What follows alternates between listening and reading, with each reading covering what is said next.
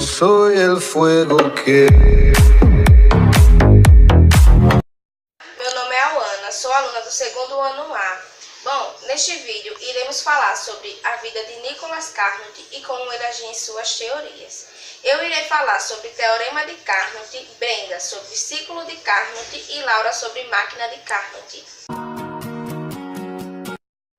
Nasceu em Paris no dia 1º de junho de 1796. Foi primeiramente educado pelo pai em ciências, matemática, música e língua, e aos 16 anos ingressou na École Tasline Fernandes em 1817, com quem teve Maurício Constantini em 1819 e Nishida Constantini em 1821.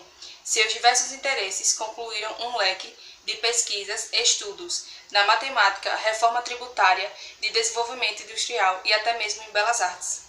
Em 1824, publica sua obra única em sua vida, Reflexões sobre potência matriz de fogo e máquinas próprias, para aumentar essa potência, a qual faz revisão da importância industrial, política e econômica da máquina a vapor, curto tempo após um trabalho feito em 1823, no qual Carnot procura expressar matematicamente a quantidade de trabalho exercida por 1 quilo de vapor, que originalmente nunca havia sido publicado. Sua existência só havia sido descoberta em 1966. O engenheiro francês iniciou sua investigação sobre as propriedades de gases após interesse pelos problemas industriais, em especial a relação entre pressão e temperatura, em 1831. Em 1832, morreu subitamente de cólera, no dia 24 de agosto. Todas as suas coisas terem sido consideradas como era de costume daquela época, parte das suas anotações escaparam da destruição. O ciclo executado pela máquina de Carnot, idealizado pelo engenheiro francês Carnot, funcionando entre duas transformações isotérmicas e duas transformações alternadamente, permite menor perda de energia, calor, para o meio externo, fonte fria. Carnot deu início em 1824 por Sadi-Carnot em seu artigo A Potência Matriz do Fogo é um teorema que impõe um limite à eficiência de uma máquina térmica ideal na qual não existe do efeito de atrito entre peças constituintes. Energia na forma do som, entre outros. A prova do teorema leva às seguintes conclusões. Partindo de A, o gás realiza uma expansão isotérmica AB, recebendo o calor de Q1, fonte quente. A seguir, ocorre uma expansão adiabática BC, durante a qual não há troca de calor.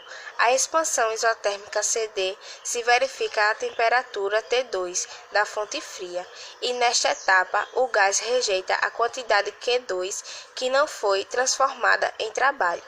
A expansão adiabática DA se completa sem a troca de calor. É uma máquina ideal que utiliza calor para realizar um trabalho. Nela há gás sobre o qual se expansão e contração entre duas temperaturas. A máquina de Carnot é um procedimento mais eficaz para produzir trabalho a partir de dois reservatórios térmicos. Como vocês podem ver, que a imagem acima está dizendo que a máquina é a quantidade de calor que é fornecida pela fonte de aquecimento e a quantidade da fonte de resfriamento.